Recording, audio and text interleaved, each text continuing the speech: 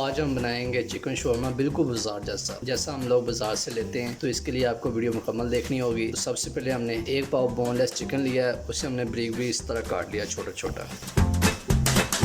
یہ تقریباً ہم نے 2 چمچ دہی لیا ہے, یہ بھی شامل کر دیں گے. تو 1 چمچ اس میں ہم سویا سوس کا شامل کر دیں گے. تقریباً 1 چمچ ہم اس میں ونیگر شامل کریں گے سرکے کا. آدھا چمچ ہم اس میں نمک کا شامل کریں گے.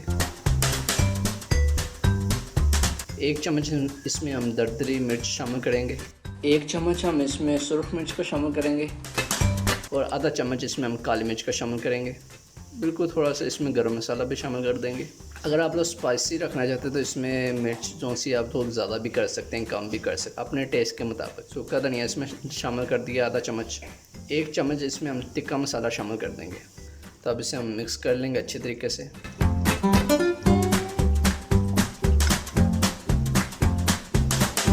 اس میں ہم 1 لیمن نچوڑ دیں گے.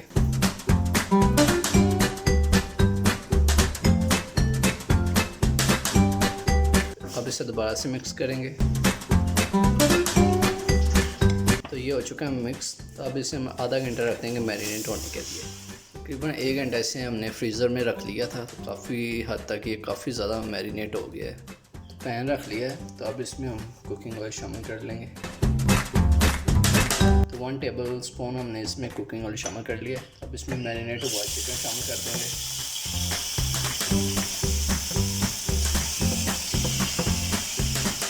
اب اسے مکس کر لیتے ہیں ایک بار.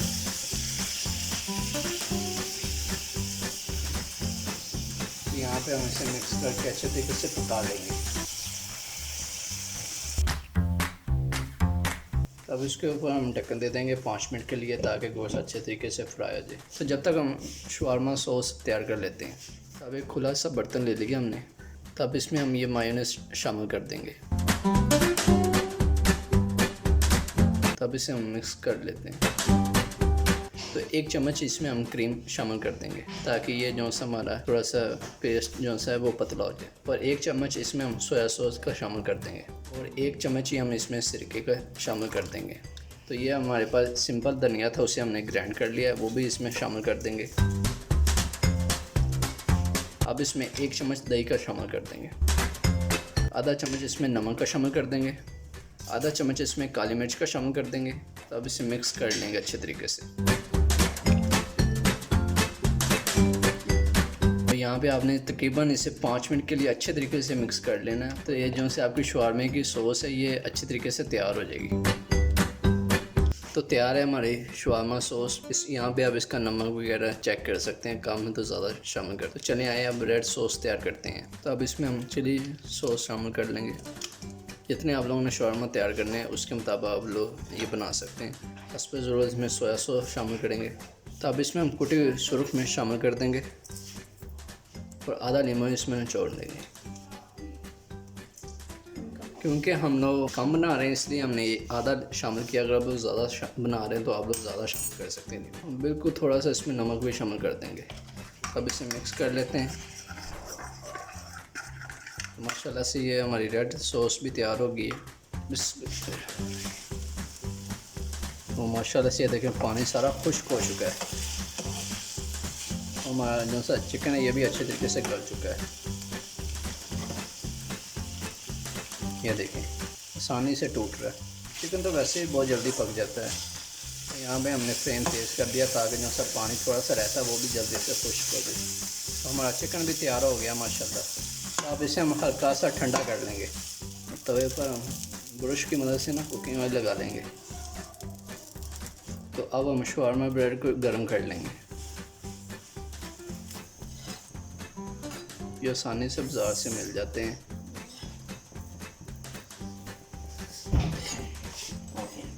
تو یہ پک گیا. اب اسے نیچے اتار لیں گے. اسی طرح ہم سارے تیار کر لیں گے. ماشاءاللہ سے ہماری ساری چیزیں تیار رہی ہیں, ہم نے ریڈی کرنے کے لیے رکھ لی ہیں. تب ہم اپنے شورما کی فلنگ کرتے ہیں. جو سے ہم نے مایونیز سوس تیار کی تھی وہ پہلے لگائیں گے. اب ریڈ سوس لگا لیں گے. جتنا آپ لوگ تیکھا رکھنا چاہتے ہیں شورمے میں. پھر اس کے اوپر ہم یہ بند گوبھی لگا لیں گے. یہ ہم نے بریک بریک کاٹی ہوئی ہے. اوپر کھیرے رکھ لیں گے. یہ ہم نے جو تھا چکن ریڈی کیا تھا.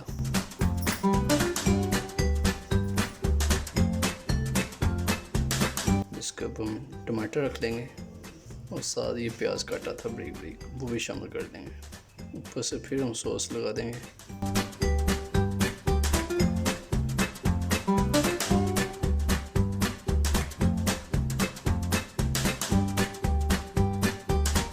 تو اس طرح ہم اسے بند کر لیں گے.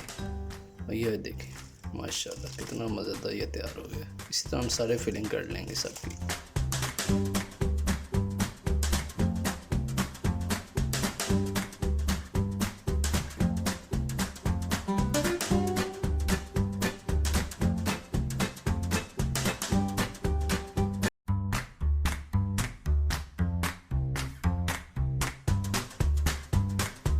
ماشاءاللہ یہ دیکھیں کتنے مزیدار ہمارے شاورما گھر میں تیار ہو گئے ہیں.